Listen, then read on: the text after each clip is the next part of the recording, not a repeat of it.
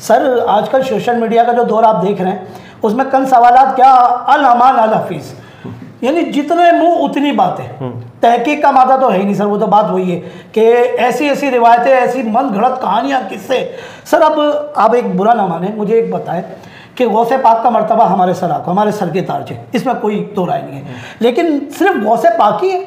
मिसाल के तौर पे यहाँ जितने फ़ज़ाइल गौसे पाक की निस्बत से बताए जा रहे हैं कि भाई मिसाल के तौर पे एक सल मशहूर बात मशहूर है, बहुत मशहूर है कि जो गौसे पाक का मुरीद है वो बगैर तौबा किए नहीं मरेगा। सर एक सवाल है, आपने हमारी तरबियत की है, जब इबारतुन नस आता है उसका दलालतुन नस भी निकलता है, इक्तिदाउन नस भी निकलता है, सही है सर। तो मिसाल के तौर पे अगर गौसे पाक का मर्तबा बहुत बुलंद वाला है, उनका मुरीद बगैर तौबा किए नहीं मरेगा, तो जो रसूल अल्लाह का कलमा हुआ है वो मुमकिन है वो बगैर तौबा किए मर जाए, तो सारी जन्नत ही हो गए सर। अगर मैं इबारतुन नस से दलालतुन नस पकड़ूं तो रसूल अल्लाह सल्लल्लाहु अलैहि वसल्लम का मर्तबा बादरजा होला। खुद आला हज़रत से सवाल हुआ कि भाई जिसका कोई पीर नहीं होता उसका पीर शैतान होता है, तो आला हज़रत ने फरमाया कि मोमिन जो मुसलमान सुन्नी सही अकीदा भले फांसी की क्यों ना हो, ये बैनी अल्फाज है फतावा रिज़विये के, भले फांसी की क्यों ना हो, उसको पीर की हाजत ही नहीं, उसके अल्लाह उसके रसूल पीर है।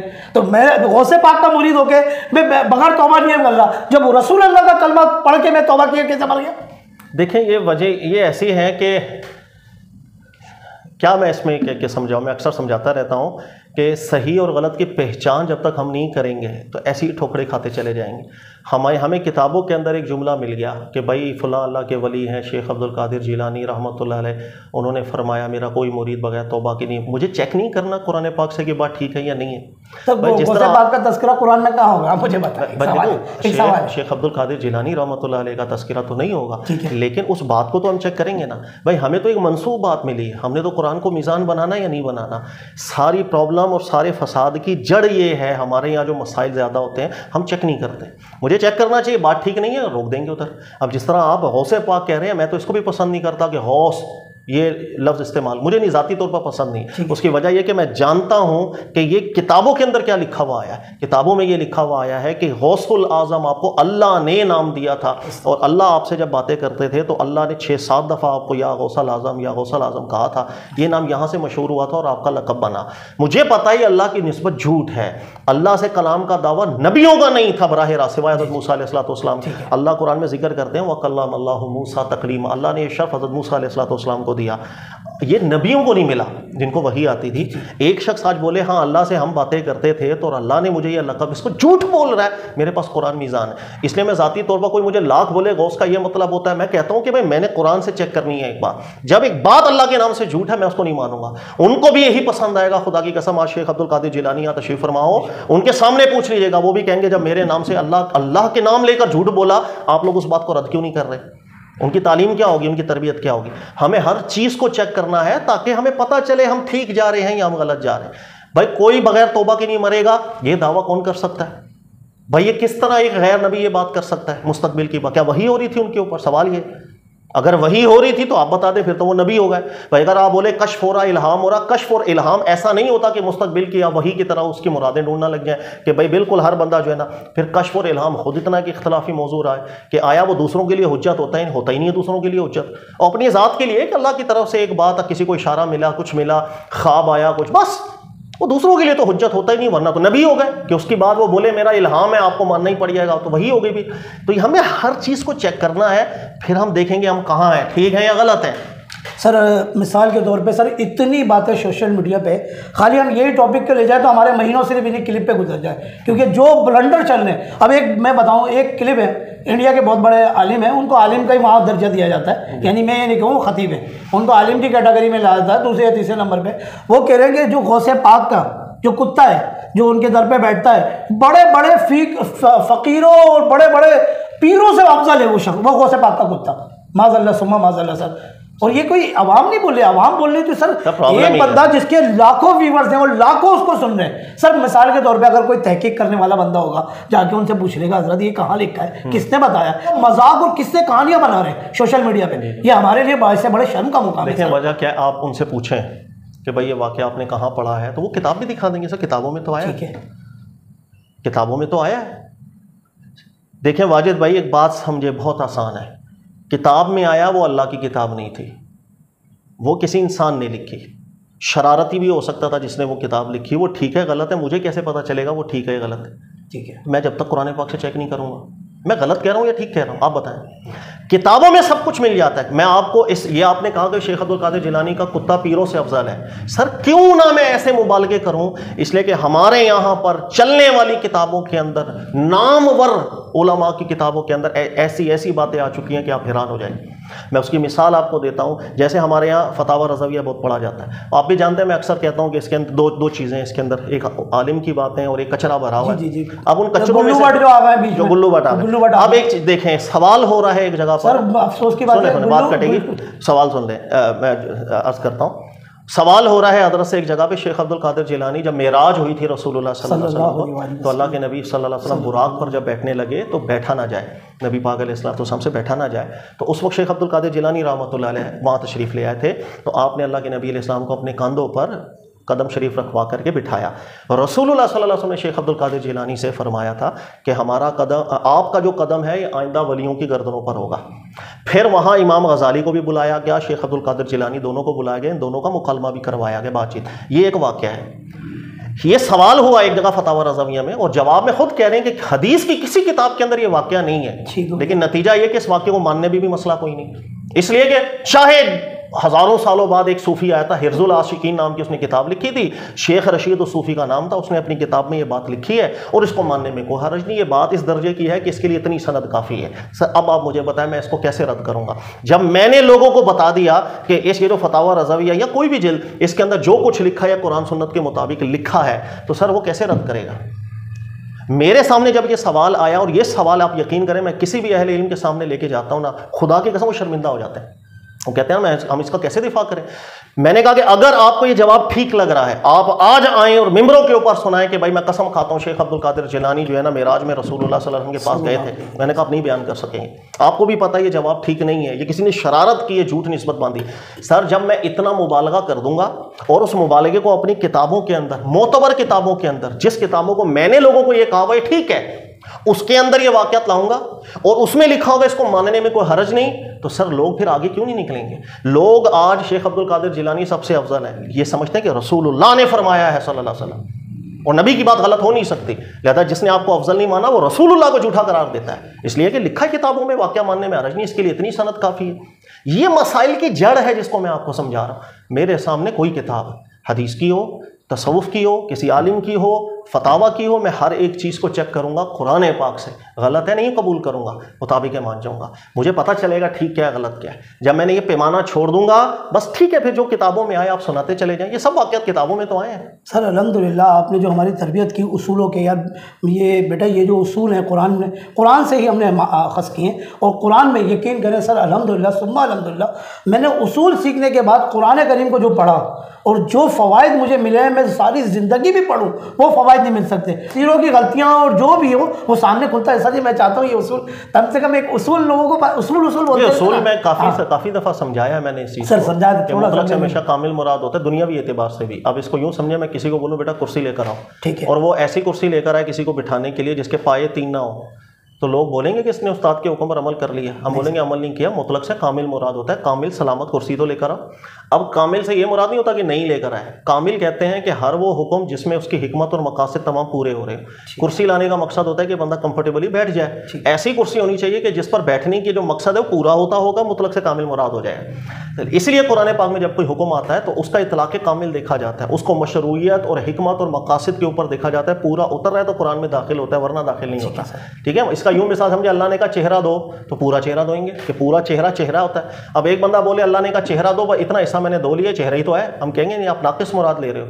अल्लाह ने कब कहा कि चेहरे का एक टुकड़ा दोना है? अल्लाह ने कहा चेहरा दो, चेहरा मीन पूरा चेहरा जो मकासद और हिकमतों को पूरा कर रहा हो। सोशल मीडिया का जो अभी सवाल आते हैं, जो भी दिन आते हैं, उसमें आप गौस पाक की 11वीं मनाते हैं। सर आप बहुत शौक से मनाते हैं, बड़ी तरगीब देते हैं 11वीं मनाएं, उसके फ़ज़ाइल भी बयान होते हैं। सर मेरे नज़दीक ये क्या कायनात में सबसे बड़ा मर्तबा गौस पाक का है वलियों में। मिसाल के तौर पर सैयदना इमाम जाफ़र सादिक, इमाम बाकर। अब मिसाल के तौर पर सर एक छोटा सी मिसाल देता हूँ। मैंने बारहा मुशाहिदा किया है, जब कोई नात या हम पढ़ी जाती है, अगर हम पढ़ी जा रही है अल्लाह का कलाम आ रहा है, मैं बड़े इत्मीनान से सोच रहा हूँ, और जहाँ जैसे ही हज़रत अली का कलाम आता है लोग गड्डियाँ निकाल के ये लो। सर अल्लाह की वक़्त पे मेरी जेबें खाली होनी थी, मैंने हजरत अली के मुकाम को, वो मुकाम बज़ाहिर अपनी इल्मी जो अमल पेश किया, उस पर तो मैं पूरा नहीं उतरा ना। अगर वाकई मेरे नज़दीक अल्लाह का मुकाम और बलदना था, मैं इससे ज़्यादा तरजीह किसी को नहीं देता। जब बात रसूलुल्लाह की होती, मैं आप फिलहाल कह रहे हैं कि यार सबसे बड़ा मुकाम नहीं, गौसे पाक का नहीं है, और भी वलीउल्लाह मुकाम है, तो सर आप सिर्फ ज़बान से कह रहे हैं और दिल में निफाक आपके नज़र आ रहा है, तो ये तो देखिए, मैंने अभी आपको वजह इसकी बताई है कि हम लोगों ने झूठी बातें ऐसी बना ली हैं कि जिस पर हमारी पूरी बिल्डिंग खड़ी है। जैसे मैंने अभी पीछे आपको बताया कि हमारे यहाँ समझा ये जाता है कि रसूलुल्लाह सल्लल्लाहु अलैहि वसल्लम ने फरमाया कि इनका कदम हर अल्लाह के वली की गर्दन पर होगा, और इस बात को सच्चा रखा है एक बहुत बड़ी मोतबर किताब ने। बस अब हम मानेंगे आंखें बंद करके कि चूंकि अल्लाह के नबी अलैहिस्सलाम ने फरमा दिया ये सबसे अफजल है तो अफजल है। ये नहीं मैं देख रहा मैंने नबी पाक अलैहिस्सलाम की निस्बत भी झूठ बोला है, ये नहीं देख रहा कि मैं क्या कह रहा। नंबर 2, अगर कोई इस वाक़े को ना माने, फिर एक और कमाल बात, फिर हमने हज़रत खिज़र अलैहिस्सलाम के नाम से एक फ़र्ज़ी एक जो है ना वो बना लिया, एक हमने बना लिया है कि भाई हज़रत खिज़र अलैहिस्सलाम अल्लाह के जो नबी थे वो तशरीफ़ लाए थे, और हज़रत खिज़र अलैहिस्सलाम ने लोगों को बता दिया था कि इनका जो मकाम है किसी और का वो मकाम नहीं। एक यहाँ रसूलुल्लाह का नाम इस्तेमाल किया सल्लल्लाहु अलैहि वसल्लम मुबारक मुक़द्दस, और वहाँ हज़रत खिज़र अलैहिस्सलाम का नाम इस्तेमाल किया। ये दोनों नाम इस्तेमाल करके लोगों के सामने बयान किया गया कि आपका मरतबा सबसे बुलंद। सर जिसका भी मरतबा बुलंद होगा, हमें किसी से हसद नहीं है, लेकिन नबियों का नाम ले लेके जब झूठ बोला जाता है ना, इस चीज़ पर ऑब्जेक्शन होना चाहिए और बताना भी चाहिए लोगों को। खुदा का वास्ता है, हमें चेक करना चाहिए हम क्या ठीक कर रहे हैं, क्या गलत कर रहे हैं। बुरा भी नहीं मानना चाहिए भाई, एक मुसलमान का काम ही है। अल्लाह ताला ने कुरान को फुरकान बनाया, मीज़ान बनाया, क्यों? ये हक एक जुल्मात को अलग करता है, नूर को अलग करता है। अगर कुरान होते हुए भी हम गलत और ठीक को अलग नहीं कर रहे हैं तो इसका मतलब है मैं गलत जा रहा हूँ। मुझे तो मैं कुरान पाक के बताए रास्ते के ऊपर तो मैं नहीं। सर मैं वही कह रहा हूँ कि अब मजाक के स्टोरियाँ बन रही हैं। जैसे एक कॉल अब्दुल कादिर जिलानी रहमतुल्लाह तआला की तरफ मंसूब किया जाता है कि अगर मेरा मुरीद मशरिक में और मैं मगरिब में हूँ, मैं वहाँ भी उसकी सतरपोशी करूँगा। लोग अब मजाक उड़ा रहे हैं कि आप एक मैंने वीडियो क्लिप देखा, अस्तग़फिरुल्लाह अज़ीम, ये रविश भी दुरुस्त नहीं है। ये दवी आपने अगर इख्तिलाफ करना है आप उलमा कराम की बारगाह में जाए। आप वीडियो को मजाक बना रहे हैं, यानी दीन को लोगों के सामने एक ऐसा ठट्टा मजाक पेश कर रहे हैं कि लोगों को तफरीह है, और उसमें बता रहे हैं कि मिसाल के तौर पे एक शख्स है वो वीडियो क्लिप बना रहा है कि फिर ऐसा करें आप लोग अपनी शलवारें उतारें। सर वीडियो क्लिप में कह रहा है वो, आप लोग अपनी शलवारें उतारें।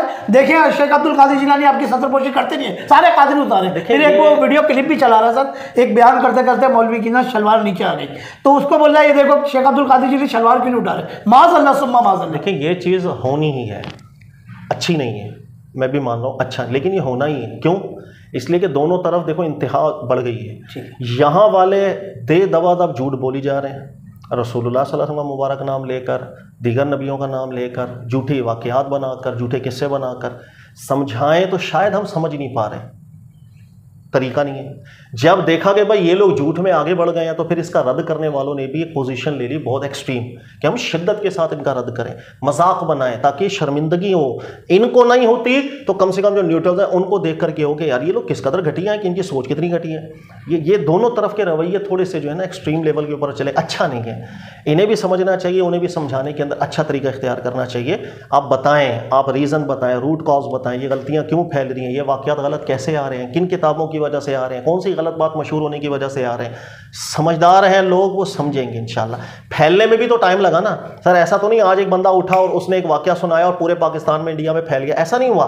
बल्कि आप देखिए पीछे सदियों की मेहनत है, सदियों से किताबें लिखी गई, आस्ता आस्ता लोगों के अंदर फैल गई। तो आप भी मेहनत करते चले जाए, इंशाल्लाह आस्ता आस्ता आपकी बात भी फैलेगी। अल्लाह इंशाल्लाह ज़रूर फैलेगी।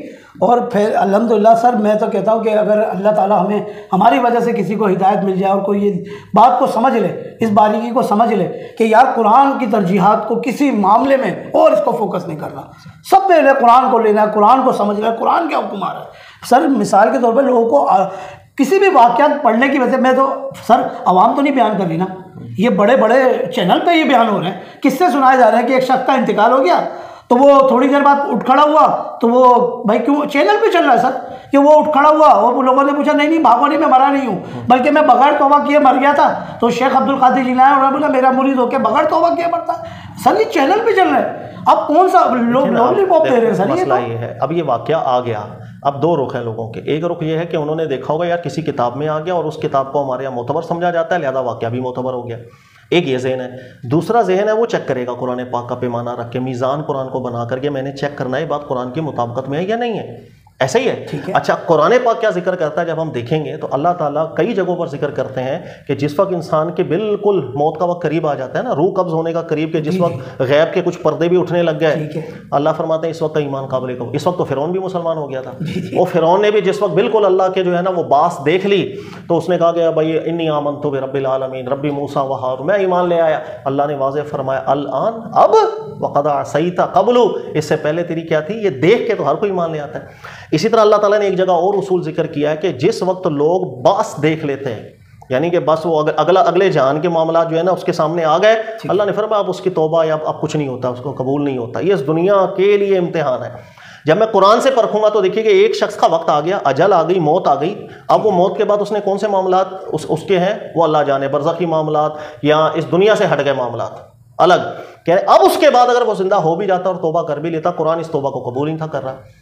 भाई फिरौन की तो इससे पहले तौबा कबूल नहीं की थी, मरने के बाद देखो मैंने आपसे वही जिक्र किया, आना पड़ेगा कुरान पे सर, आना पड़ेगा। दो तरह के लोग हैं, एक चेक करेगा कुरान की मुताबिकत में मैं जा रहा हूं यानी, एक कहेगा एक मोतबर किताब में आया मुझे मानने में मसला नहीं है। ये हैं दो नज़रिए जो चल रहे हैं। आपने कोशिश ये करनी है लोग इस नज़रिए के ऊपर आए कि हर बात को देखें और चेक करें, ठीक है मान लें, ठीक नहीं है छोड़ दें।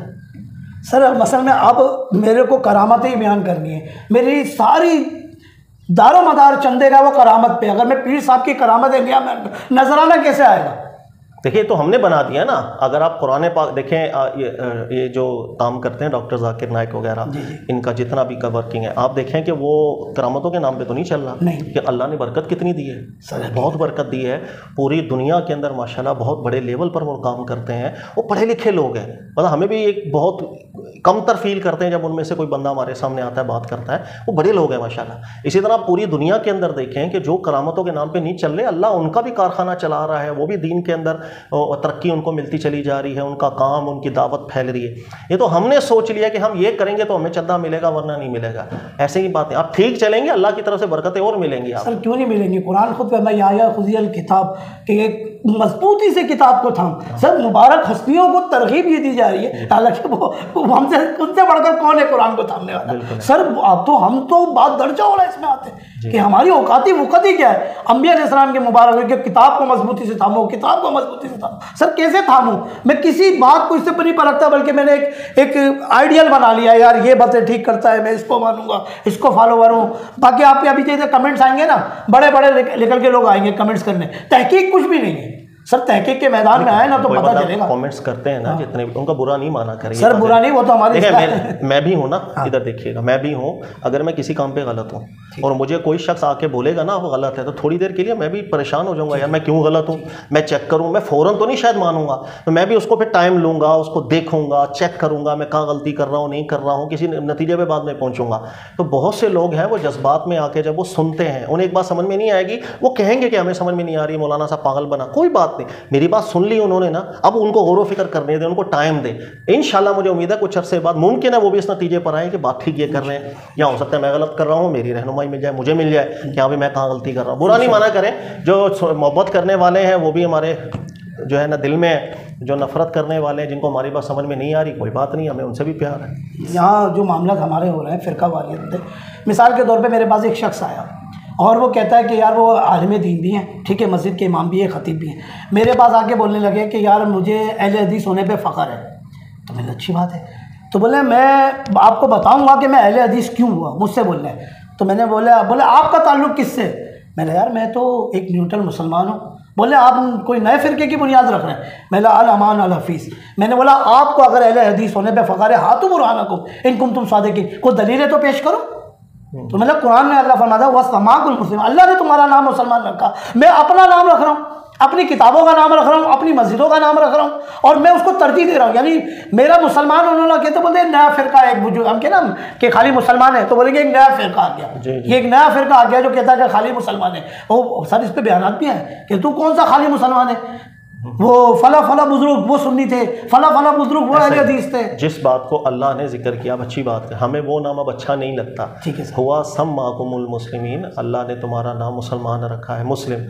तो हमें वाकई वो बुरा लगता है। अब हम कहते हैं कि नहीं ठीक है मुसलमान तो होगा घर पे, हमें ये बता आगे क्या है, आगे क्या है, यही सवाल है। मैं आगे कुछ भी नहीं, इस्लाम के बाद मेरे लिए आगे कुछ भी नहीं है। मुझे कुरान की आयत यहाँ वैसे महल के ऊपर उस आयत को चिस्पा करने की ज़रूरत है कि समझाने के लिए अल्लाह कुरान पाक में फरमाते हैं वमन यबतगी गैरल इस्लामी दीना, इस्लाम के अलावा किसी भी चीज़ को अगर अज़रुए दीन कबूल किया अल्लाह की बारगाह में वो रद्द हो जाएगा, वो अल्लाह की बारगाह में कबूल नहीं होगा, सिर्फ इस्लाम है। मैं इसका एक बहुत दूर का इतलाक समझता हूँ, कुरान ये बात नहीं कर रहा, लेकिन फिर कि मैं फ़िरक़ों के हवाले से भी जब अपने आप को इस्लाम के अलावा जोड़ता हूँ ना मुझे शर्म आती है। इस्लाम के अलावा कुछ नहीं, वो नाम जो अल्लाह ने रखा मुझे पसंद होना चाहिए। आपको हैरानी वाली बात बताओ, रसूलुल्लाह सल्लल्लाहु अलैहि वसल्लम कभी किसी को प्यार से कोई नाम दे देते थे, आदत थी नबी पाक से। हाँ अच्छा, बाज़ लोग होते हैं उनके नाम के मीनिंग अच्छे नहीं होते ना, तो रसूलुल्लाह सल्लल्लाहु अलैहि वसल्लम की आदत करीमा थी एक अच्छा उनका नाम रख देते।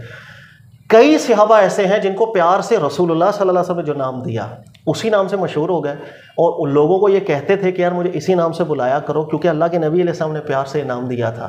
ऐसे हज़रत अली तक एक दफ़ा अल्लाह के नबी अलैहिस्सलाम ने प्यार से इन्हें फरमाया था, अबू तुराब, मट्टी लगी हुई थी जिस्म पे ना, लेटे हुए थे मस्जिद में, तो उसके बाद हज़रत अली फरमाते थे खुदा की कसम मुझे जब कोई अबू तुराब कहता है बड़ा प्यारा लगता है। हालांकि अली नाम को बहुत प्यारा नाम है, लेकिन एक चीज़ सहाबा अपने अमल से समझा रहे थे, जो बात अल्लाह और उसके रसूल से मिल रही है चाहे नाम तक, नाम वो प्यारा होना चाहिए। तो मुझे अल्लाह की बारगाह से नाम मेरा मिला, मेरी शनाख्त मुझे मिली है मुसलमान होने की, मुझे ये सबसे ज़्यादा अजीज़ होनी चाहिए, सबसे ज़्यादा प्यारी होनी चाहिए। इसके मुकाबले में कोई ऐसी चीज़ जो इसकी कदर कम कर रही होगी मैं उसको छोड़ दूँगा। ठीक है जी।